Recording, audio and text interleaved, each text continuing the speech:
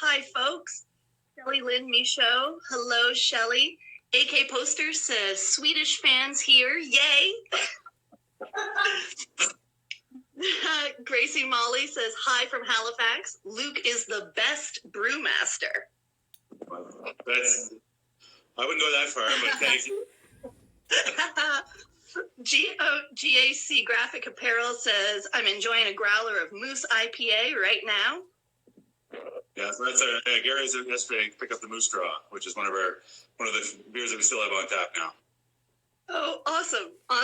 And then Run Like a Possum, our friend Scott, has joined us again. So, hi, everybody. Thank you for coming back. I'm clicking at my computer, hoping it does something, but if not, we're just going to have to wing it. So, tell me, Luke, I see you've got something there in your glass. What are you enjoying right now? So right now I'm drinking our Paddler's Pale Ale. It's a nice sort of quite sessionable kind of pale ale. It's hopped with all these new tropical style, like tropical citrus flavored hops. So it's got a pretty solid 40 IBUs, which is sort of how bitter the beer is, and it goes down pretty easy on a nice day like today. We're quite happy that it actually got up to double digits, and before I came on here, I was watching Ed and you talk while I was standing outside, which was quite nice. Nice. Yeah, we're not quite double digits in the city. I think we're at about 8.5 right now. So close. Yeah, you can feel it. It's it's definitely not quite as warm as I would want it to be necessarily, but it is quite nice to have it be at least 8 or 10 degrees all around. Yeah, absolutely. And so I posted a photo because, like we said, I didn't have a Gridiron beer to enjoy right now. And thankfully, you got back to me and said that I should be drinking the Loyalist City because you have a tank that can, right? Right. So our bright tank, where we do our clarification and carbonation, came from Loyalist City. So Mark graciously sent this to us when he was done with it. So I can just do a quick show around here. So let me figure out how to turn. I can't tell which way the camera's pointed right now. It's you're good. We're good. All right. So it's actually they requested that I call it Gandalf because they got it from a cidery in upstate New York, I believe. So this came from Loyalist City back 2 years ago now. So it's so there you go. That's how that's where we got our bright tank. So I'll put this back up here. Oh, very cool. So the beer that I chose from Loyalist City is one that I actually really enjoy. It's the Spelt Pilsner. Yes. So I think they came out with this. I don't know if it was a new one this summer. It was new to me this past summer when it came out. And I was just talking to Alyssa, who does a lot of the brewing there, and hopefully she will come on one of our virtual tours here in the not too distant future. They have a great place to show around, so for sure. Yeah, they've got some great brews, and you've got some great brews too. So cheers. Cheers. Most important part of the tour. All right, we can stop now. Yeah, that's it. I think we're done. It's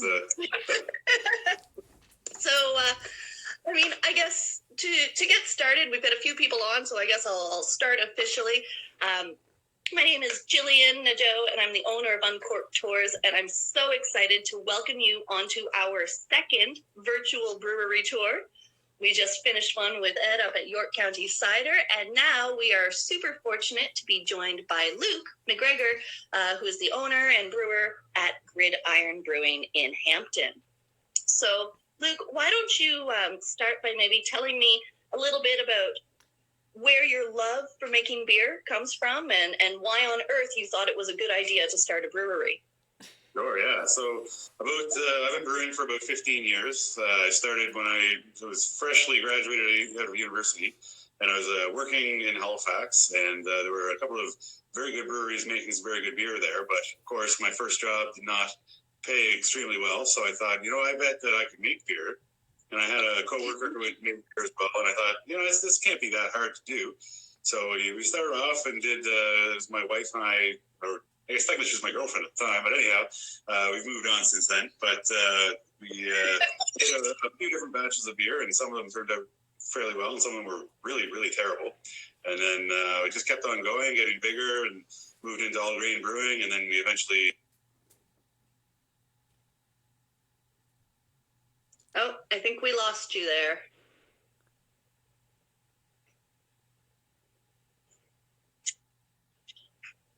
Yeah, sorry, you froze up there for a minute. No, that's all right. Yeah, I'm just going to switch over to.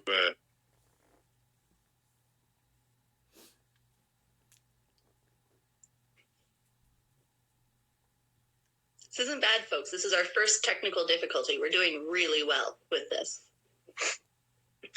I think what we're seeing is that a lot of people are using these new platforms, or not new platforms, using these platforms in some new ways. So it's causing a little lag on the internet side of things. Yay, you're back!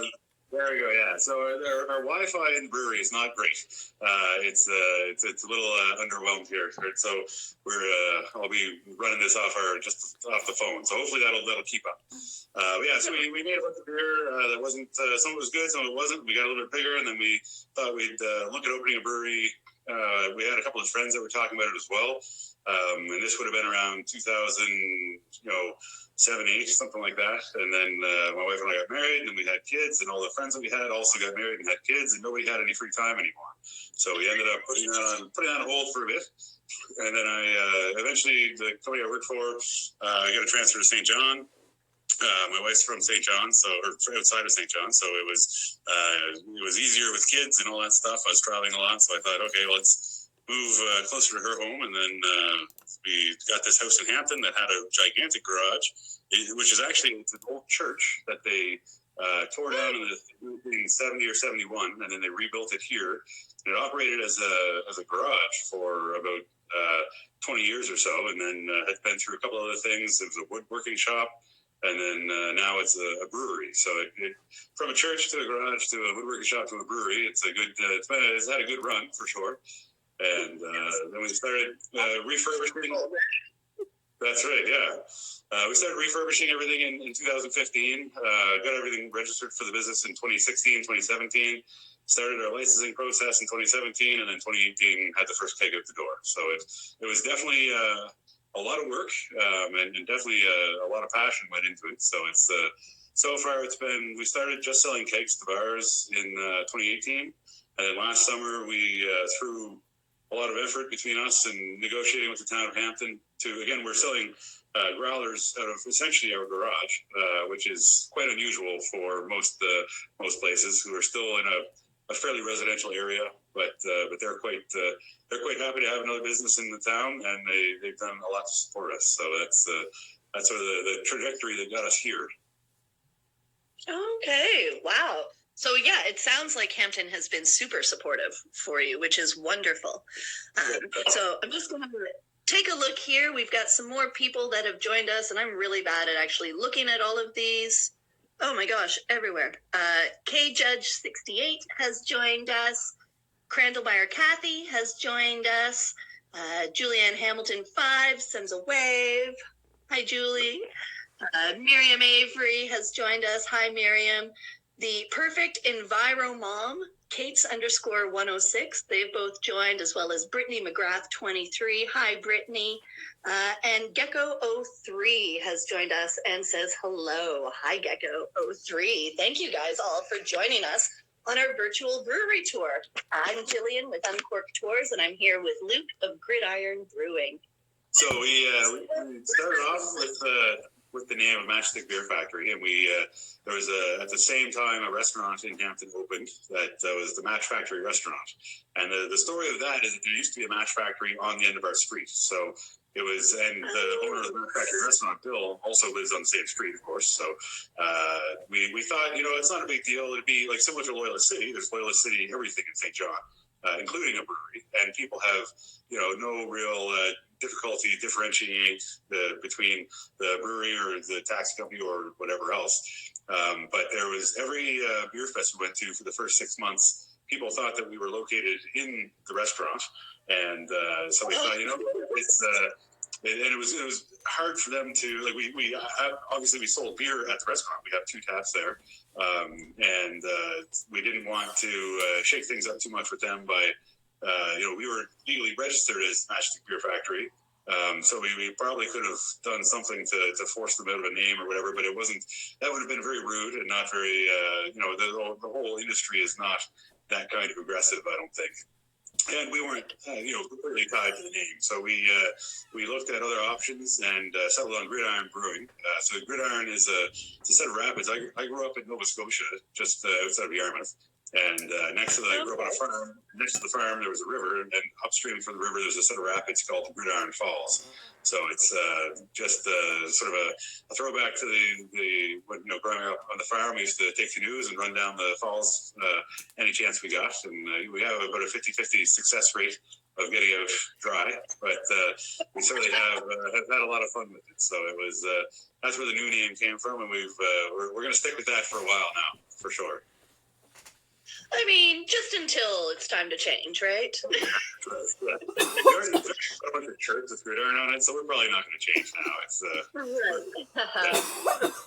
One of the things that I really love about Hampton is that riverbank community. Do you find that you still do you get out on the water at all anymore, or has family and brewing taken that away? Well, the family and the water go together, so it's a nice time. We have 2 daughters. They'll be 8 next week. We have twin girls, so I like to go.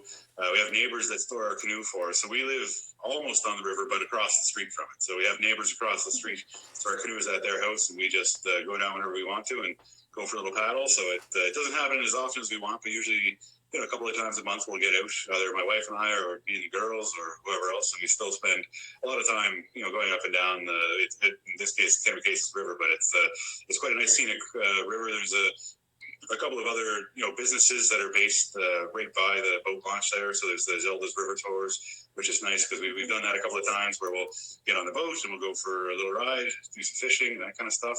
And there's also Usking Adventures. I think they're right down by the river. They rent out canoes and kayaks and everything. So if we have a big group of people come down, we'll take everybody down and grab a bunch of kayaks and just spin around for a little bit. So we do spend as much time as we can. Of course, working full time, kids, brewing also full time. It's definitely finding a couple hours every now and then. It's difficult, but we do our best to try it out.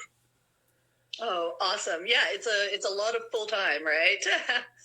Jana Mallory has just posted, she says that she prefers Gridiron Brewing as a name. She says it sounds more like a brewery. So we've had a lot of response from it, for sure. And I do appreciate it. So why don't you tell me a little bit, do you guys have a particular style of beer that you find you try to go for in your lineup, or where does that kind of background or that decision making come from and take you to? Sure, we do. A lot of the styles that we're doing are sort of classic American styles. So we have a few different session IPAs, hoppier beers, those kind of things. But we've also been drawn a lot to some Belgian styles. So one of our best sellers is our Brewer. It's a rhubarb Hefeweizen. So it's a Hefeweizen style. A lot of Belgian, German inspired beer there. We did a couple of sort of darker fall beers. One was a Dunkelweiss, which was similar to the Hefeweizen, but just has a bit more dark malt in it, but has the same sort of clovey kind of character. A little bit of banana and clove, which is quite nice. We did a Roche beer. We've done, I think, that 2 or 3 times now, which is a smoked German lager. And those are definitely very appreciated by people who know those styles of beers, and they're surprisingly easy to drink for people who aren't familiar with them. Because if you think of a smoky lager, it doesn't sound necessarily what everyone wants to have, but it's people. Once they try it, they get drawn to it more often than not. So it's, but as far as styles go, we brew. We had some recipes going into this that we just said, these are the ones that we have. Like our pale ale, I probably brewed that about somewhere between 55 and 60 times in the 2 years leading up to our opening. So that one took a lot of development, a lot of work. We have a fired up red, which is like an English style. Red ale, but it comes in at about 8%, so it's a fairly heavy duty red. Fired up. Well, that's it, right? It's so that one I brewed that probably about the same amount of times just to get it sort of dialed into the flavors that we wanted. We do some classic styles, and then we try and do some experimenting as well. So one of the next beers that I'm going to be doing, we're doing a couple of kegs of beer for a wedding this September, assuming everything goes on with weddings in September these days. Right. So it's a Hugh Melon hopped milkshake IPA is what we're going to be trialing. So things like that. There's a lot of new styles that are being developed that I think there's a lot of potential for, like, people are enjoying getting out of even just the standard IPAs. You have these new really hazy, really sort of over hopped almost IPAs, like some of the ones that like Trailway is making that are they're quite exceptional. They're quite tasty. So I think we'll look at those. We have we have enough time right now with everything slowing down outside that we're going to be putting on a couple of experimental batches to see how they do and see what comes of it. So I think that there's we do have our sort of our beers that hold everything steady, but it's we're looking to expand that as well. So we typically have our pale ale, our red. We have a blonde that's been quite well received. Again, it's got a bit of French malt in it that makes it a little bit more interesting, but then it's fermented with an American ale yeast, which is very clean and doesn't add a whole lot of profile to the beer. So it's something that's quite palatable, and especially in Hampton, where people are developing a taste for craft beer, but it's a nice one to get them started, because like everywhere else, we've had huge amounts of support from like the local beer drinkers, and if they normally drink a more bland style of beer, the blonde is one that's good to get them going, but it's also one that I'll go to every now and then if I would just want to sit down and have like a regular beer. It is quite nice. Okay, that's awesome that you're finding this as an opportunity to try some new things, maybe try some things that you wouldn't have had capacity to put through earlier. So tell me, I know you said that you're in the garage, in this garage church brewery house. Yeah. Are you able to flip the camera around and kind of give us a quick tour of what you've got going on in there? And while you get that ready, I'm just going to say hello to Kippy Taylor. Hello to Macy Hudson. She has joined us. Brasseux de la Côte. They have joined us from Tractabeat. Debbie Kimball has joined us. Graphic Apparel, GAC Graphic Apparel. I think they're a friend of yours. They say they would love to be part of the tasting crew for the experimental beer. Yeah, so they're the ones that they do all our shirts and hats and any kind of clothing merchandise. So they've done a great job. You can see them on the shelves there right now. It's awesome! I love that. Yeah. So I'll give you a quick little look around here. So obviously, when people I have a ladder set up. That's my tripod right now. So they walk in through this door, they come through, so that you can take a look at what's on tap. We've also put on what's coming soon. So we do have a few beers on deck right now that are going to be the Fired Up Red will be back on next weekend, and the Beach Road Rhubarb. We actually have enough rhubarb to probably get us going for 3 or 4 kegs of that while we're in this sort of shutdown mode. So that'll keep people happy for a bit. And then you can see there's a bunch of artwork by my lovely children, and then we have our taps. So we have right now we have. The most beer we've had on tap at a time has been 7, and right now we're down to 3. But I just put on a sour beer that we're just testing out right now to see if it's ready to go out. And wow. Yeah, and that would be just it's a one-off keg of our. It's a mixture of pale ale and brown that turned out quite nice. So I think that we might try and sell a couple of growlers of that if people are, again, willing to try it without tasting it. That's our challenge these days, because we can't have people drinking any beer in the tap room until this all clears out. So it's if people are looking for an experiment, good way to do it. So I usually stand over here behind the bar, and then you can see around. This is our brewery here. It's fairly small. We're it's a 1.5 barrel brewery. We get about roughly between 150 and 200 liters of beer per batch. We'll be upgrading that shortly. I have all the steel and everything dropped off at a welder, so we're building about a 3.5 or 4 barrel brewery once that's all done. And so we have the room that you can see there. That's our fermentation room. So inside there, all we have is a bunch of fermenters. They're all plastic, and they're all easily controlled through just the heating system inside the room or a cooling system, depending on the time of year.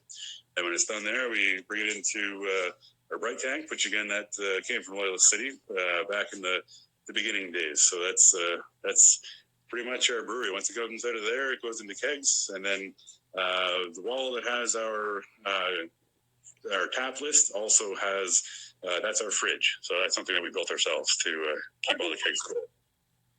And then, so this is a totally bootstrapped. Yeah, you guys absolutely like pulled this together from your own skills and expertise. That's pretty impressive. Right. So, yeah, like my background. Johnson, turn it around and sit down again. My background, I'm an engineer, so obviously doing this kind of work is a lot of fun for me. But also for a lot of the construction work, we have some exceptional neighbors that helped us out, especially the couple of days before we opened up for growler sales. I think the 2 days before we opened up for growler sales, we didn't have a fridge. And the day before, we had one of my neighbors as a carpenter by trade, so he came down. Essentially, like I helped hold the wood, but he did most of the work. So it was quite a lot of group effort, and certainly we thank our neighbors with beer as often as we can. And but yeah, we've had a lot of help from our friends and family, and all kinds of support all over the place. Well, I think it goes back to the old saying: it takes a village to raise a brewery. Yeah, absolutely. It was bringing that from here. So you mentioned when you first got on that you had been out doing some deliveries. That's right. And so why don't you, with our new normal, why don't you tell everybody who's watching how it is that they can get beer from you? How do they get the beer they want? Yeah. So right now, given our the current situation of tap rooms are all closed, so our keg sales are done and all that kind of stuff, people can come to the brewery, which is in Hampton. It's at 74 St. James Street, and it's a big green building. Actually, I can walk outside in a minute here and give a little outside tour so people can see what they're looking for. The big green building has big gridiron sign on the side. And we're open right now Thursday, Friday, Saturday, Sunday from 4 until 7. So most afternoons, evenings. But if people want a beer on a Tuesday, we are doing deliveries every day. So anytime there's interest in the Hampton area, we'll do deliveries. We did do a couple of deliveries in KV today, so I think we might expand that a little bit and do maybe twice a week to KV just to keep people there happy as well. And then I'm also talking a little bit with Rick at Sussex Ale Works to get something worked out to deliver to Sussex as well. So it's right now we can do deliveries. You can come to the tap room if it's outside of our regular working hours. People are more than welcome to look at us on Facebook or Instagram or wherever. Send a message to us through those or through the number that's on the website and on Facebook. And we'll gladly fill a growler. We're not going too far, so it's easy. The building is literally right next to our house, so it's if somebody comes, as long as they give us 10 minutes notice, put on a pair of pants or something, then we'll run out and definitely be able to put some beer in a growler for them. And right now we're only doing growler exchanges, so people either have to come in with a gridiron growler, and we'll give them a fresh gridiron growler that has been previously cleaned through caustic and everything else. Or if they don't have a gridiron growler, we'll gladly give them one for $5. And all the proceeds of the growler sales right now are going to the Hampton food basket. So it's we're trying to not make on this bad situation, but we also would like to keep people having food in the area. So it's we're trying our best to make the best of a bad situation. Yeah, absolutely. Well, and that's very generous of you too to put that money forward. Pay that money forward to other folks that are definitely in need and hurting right now as we all try and navigate this together. Yeah. So this pretty much wraps up our time together, Luke. We've got a few more people that have signed on that I just want to say hello to. We've got Vivian B has signed on. Everyone's just giving us thumbs up. It's not new people. It's awesome. They all love you. They love you, Luke. They love you. Well, we love them too. Without them, we wouldn't be having a brewery. I mean, obviously, we depend a lot on people coming to buy our beer, and we've had just a tremendous amount of support for the last 2 weeks. With again, it's a really weird time, and things are definitely going to get weirder. But we're definitely very appreciative of everybody that comes out for beers, or even gives us a virtual cheers along the way. Yeah, well, and I have loved this. I haven't had a chance to come out to your brewery yet, so this has been a fun introduction for me too. So I want to thank you for, AK Poster says, we are your biggest supporters worldwide, the Swedes. Yes. Yeah. Kate says, best guys I know. Dana Mallory says, telling the other half to go buy a growler. So we're open in about 5 minutes, I think. So go on down. We'll definitely fill it up. Awesome. Well, listen, Luke, I really want to thank you for taking this half hour out of what is a really busy and crazy time for all of us. And hopefully we will be able to see each other and share a beer in the same room in the non-distant future. Yeah, well, we're putting these together. I think this is going to be great for all the viewers and all the people that get to see breweries they wouldn't necessarily get to see otherwise. So I appreciate you putting this all together. Thank you. Oh, awesome. Thank you so much. And to everybody who's still watching, thank you for joining us on our second virtual brewery tour. Our next one is scheduled for Monday at 4 p.m. We'll be hanging out with Sonia Bourgeois from Belgier-Beliveau. We'll be learning all about Scow cider and what they're doing to get apples to market. This has all been a ton of fun, and Uncorked Tours is going to continue to do this. We've, of course, seen the downturn like everyone else, so we have started a virtual tip hat on our website. You can go to uncorkednb.com. If you want to throw a toonie or a 20 in, that would be awesome. And if you leave a tip of $50 or $100, we're going to exchange that dollar for dollar for a gift card that can be used on a future tour or in our tasting room when we open in the summer. So thanks again, Luke, and I wish you all the best over the next handful of days and weeks. And hopefully this is good for all of us eventually. Yeah.